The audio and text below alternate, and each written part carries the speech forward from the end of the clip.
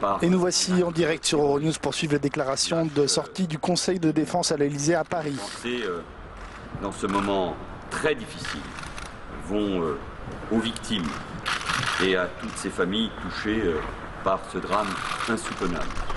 Vont aussi vers la ville de Nice, où nous nous rendrons dans un instant avec le président de la République.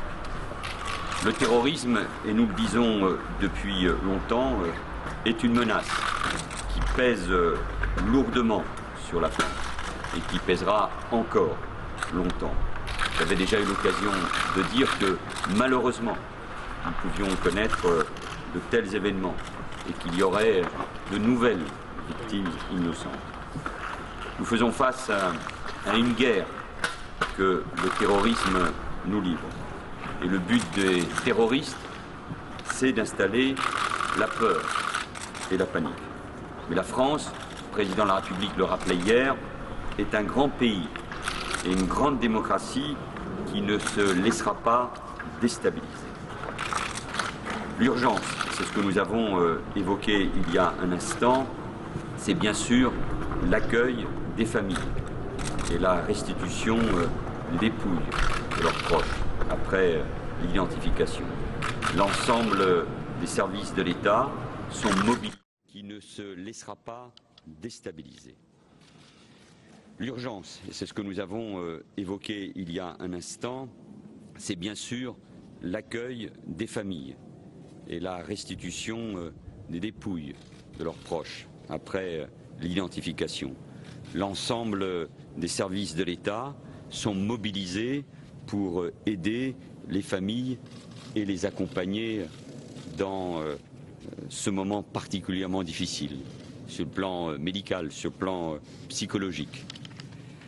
En complément de la gestion opérationnelle de l'événement, exécutée sous l'autorité du préfet des Alpes-Maritimes et en réaction immédiate à cet attentat, vous le savez, les mesures suivantes ont été décidées. La cellule interministérielle de crise a été activée.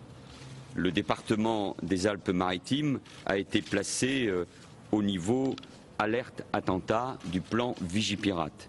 La section antiterroriste du parquet de Paris s'est saisie de l'enquête. Et je veux donc rappeler que l'ensemble des informations concernant l'enquête seront données par le procureur de la République.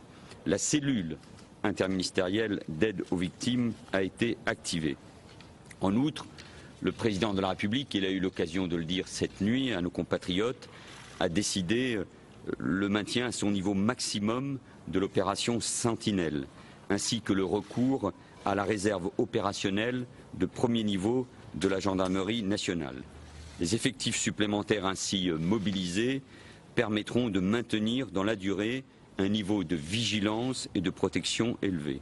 Le volume, les délais et les modalités de convocation de ces réservistes opérationnels sont en cours de mise en œuvre par la Direction générale de la gendarmerie nationale. Enfin, un projet de loi permettant la prorogation de l'état d'urgence pour une durée de 3 mois supplémentaires sera présenté en Conseil des ministres, après avis du Conseil d'État, mardi prochain, pour que le Parlement puisse examiner ce texte mercredi et jeudi prochain. Là aussi, il s'agit de rester dans cette mobilisation. Enfin, le président de la République a décidé un deuil national déclaré pour les 16, 17 et 18 juillet en hommage aux victimes. Les drapeaux seront mis en berne sur nos édifices publics dès aujourd'hui. Suite à ce Conseil restreint de défense et de sécurité, nous voulons dire aux Français, et avec beaucoup de force, nous ne céderons pas. La France ne cédera pas à la menace terroriste. Nous avons changé d'époque et la France va devoir vivre avec le terrorisme. Et nous devons faire bloc, c'est le message du président de la République.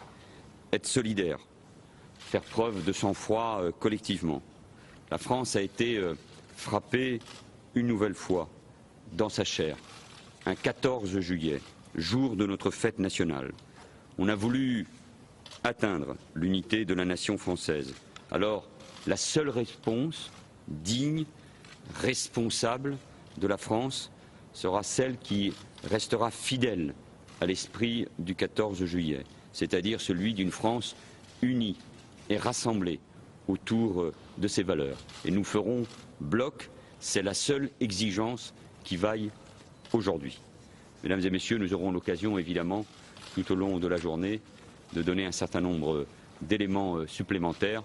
Comme vous le savez, le ministre de l'Intérieur et la ministre de la Santé sont déjà sur place à Nice. À plus tard. Merci. Voilà pour ces déclarations de Manuel Valls, le Premier ministre français, à l'issue du Conseil de défense qui s'est tenu à l'Elysée. Manuel Valls qui a annoncé plusieurs mesures, dont un projet de loi pour la prorogation de l'état d'urgence de 3 mois qui sera présenté en Conseil des ministres dès mardi prochain.